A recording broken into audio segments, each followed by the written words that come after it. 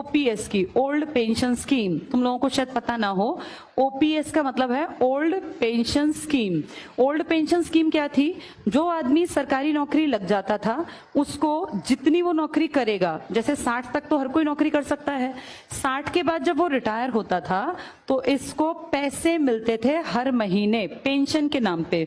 और ये पेंशन 1-2 हजार नहीं थी, ये पेंशन इतनी थी कि इसकी जिंदगी इज्जत के साथ कट जाती।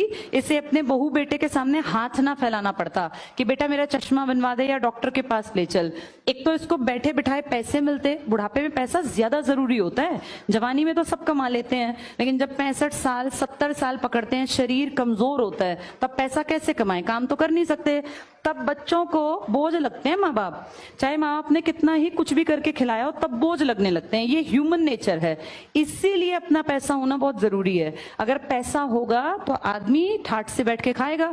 और आदमी जो पेंशन वाले थे ना, इनको सिर्फ पेंशन नहीं, इनको इसके साथ साथ हेल्थ के ऊपर भी सरकार एक श्योरिटी बना के देती थी कि आपको या आपकी वाइफ को, बच्चों को नहीं। बच्चे 21 साल के बाद कवर नहीं होते। किसी का बेटा अगर 22 साल का है तो फिर वो पेंशन वाले लोग जो है ना, ये इसका इलाज नहीं करा सकते, उसके लिए पैसे देने पड़ेंगे, अपना कमा खा। उसके बच्चों को थोड़ी ना सरकार खींचती जाएगी। लेकिन वो जो भी आदमी है और जो उसकी वाइफ है, इन दोनों का सारा मेडिकल का खर्चा सरकार उठाती थी। अगर ध्यान से देखा जाए तो ये बहुत जरूरी और बहुत अच्छी बात थी।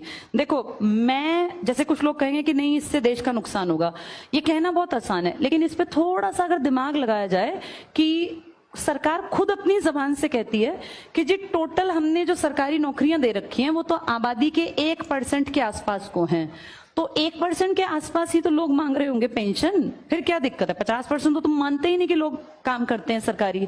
और अगर मान लो हम कहते हैं, ये इनका कहना है आजकल मंत्रियों का इन सबका, कि ओल्ड पेंशन स्कीम से देश को बड़ा नुकसान होगा।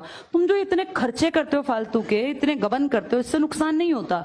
और अगर नुकसान होता है तो हमारे एमएलएस को, हमारे एमपीज को, हमारे CM, PM, president of India, vice president of India, इन सबको क्यों मिल रही है पेंशन अब भी?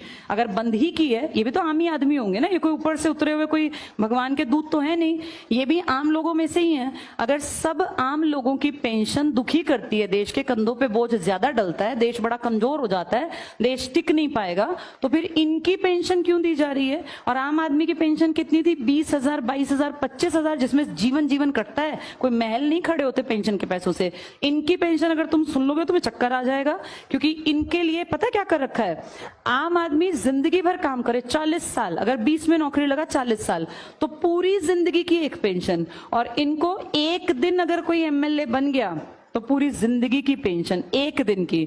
अगर वो दोबारा बन गया इलेक्शन जीत के तो 2 बार की पेंशन। अगर वो 5 बार बन गया एमएलए तो 5 बार एमएलए की पेंशन। फिर वो 2 बार एमपी बन गया तो एमपी की पेंशन। फिर वो राष्ट्रपति बन गया तो राष्ट्रपति की पेंशन। तुम सोच भी नहीं सकते कितना रुपया इनकी पेंशन्स में इन तक पहुंचता है। किसी एक का नाम तुम ना गूगल पे लिखना और तुम उसका पूरा इंफॉर्मेशन निकालना, वो कई बार एमपी एमएलए बने होते हैं, ये एमपी, एमएलए, सीएम, पता नहीं कितनी कितनी पोस्ट पर। अगर कोई राजनीति में 40 साल काट गया, इनमें से कम तुम देखना वो 5-6 बार कुछ बन गया होगा, 2-3 बार कुछ। उन सबकी अलग अलग पेंशन आती है। तो इससे हमारा खजाना खाली नहीं होता। ये तो सारे खानदानी, देखा नहीं, बैठे बैठे राज करते जाते हैं। ये कहते हैं कि ओल्ड पेंशन स्कीम जो किसके लिए मेन जरूरी थी? आम आदमी के लिए, उसको तो खत्म कर दिया। अब पीछे कितना विरोध किया लोगों ने, लेकिन क्या किया? मारकाट। वो बेचारे जितने लोग इकट्ठे हुए थे उन पर डंडे बरसाए और वो पानी के वो सब ला के कैनन और नुकसान किया। जैसे अगर ध्यान से देखा जाए, ठीक है खत्म कर दो, फिर इनकी भी तो खत्म करो ना।